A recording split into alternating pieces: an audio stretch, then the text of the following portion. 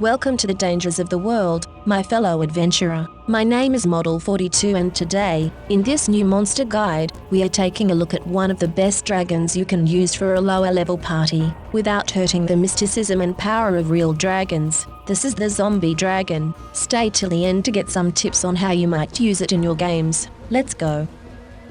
The rotted husk of a once great dragon, this abomination has lost all its former splendor, but none of the ferocity. Its patchy, rotted wings don't generate enough lift to keep it aloft, but the foul necromantic energies animating it still allow it to fly, albeit slowly. Those zombies have no use for wealth. Indeed, most don't understand the concept in the first place. Zombie dragons retain a hint of their innate tendency to hoard. A fresher corpse might guard the hoard it gathered in life, or what remains of it, while a zombie further from life might instead hoard bones, rocks, corpses, or other unusual objects. Understandably, the monetary value of these hoards varies widely.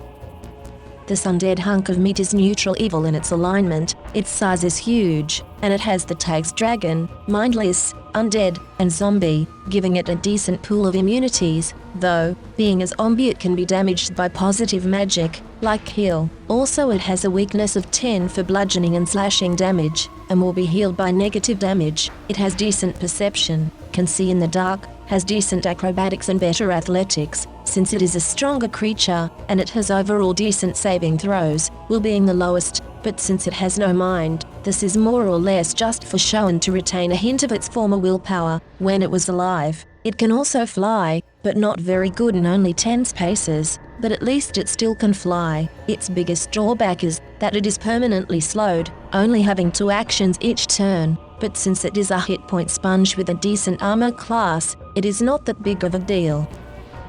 It has 3 different attacks, one with its upper jaw, the lower just went missing, has a claw attack and can also hit with its tail. All of those attacks have a different damage type, giving it good versatility. They have very high attack rolls of +19 to +21, giving it a 60 to 70% chance to hit the tanks of the group and a very high chance to really mess up the rogue wearers of the group.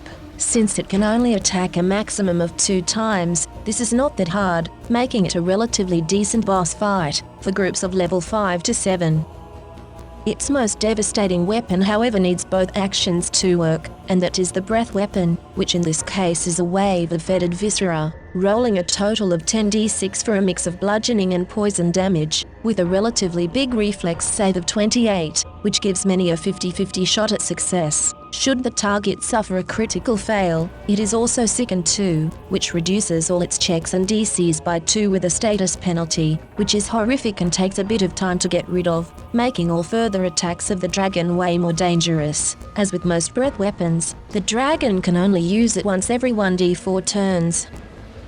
This might not be the most spectacular creature in the world, but I know from experience that after a certain time, players really want to fight a dragon, but then again, fighting young or barely adult dragons is not as epic as a gargantuan, ancient dragon that screams heroism. To counteract that, this is a great creature to use, especially if you build it up right, with local lore, that the players hear from scared townspeople while doing other missions. Maybe someone gets killed on the travels and the body parts left over look strange, almost half digested, which is a hint to its breath weapon, and wounds look weird, since it can only bite with half of his jaw. Some parts could be missing, and all the while, even animals and beasts are afraid of something even scarier in the woods or marshlands of this dragon. Let players encounter this beast only after they spend some time in the village nearby, hearing stories of the old dragon slayer and how maybe the offspring of the dragon is back to avenge his parent, though in reality,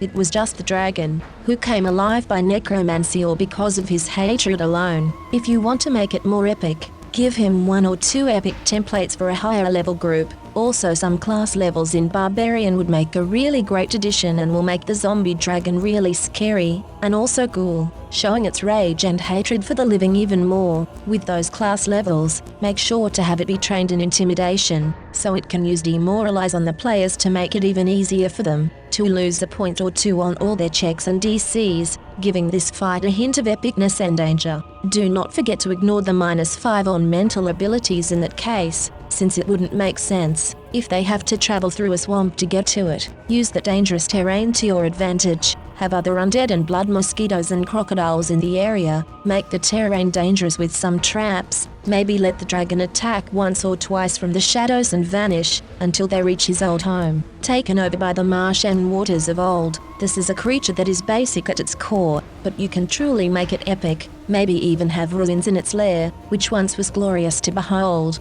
but now is a shadow, telling the stories of some of its exploits, and containing some rare loot, but mostly bones and flesh and traps.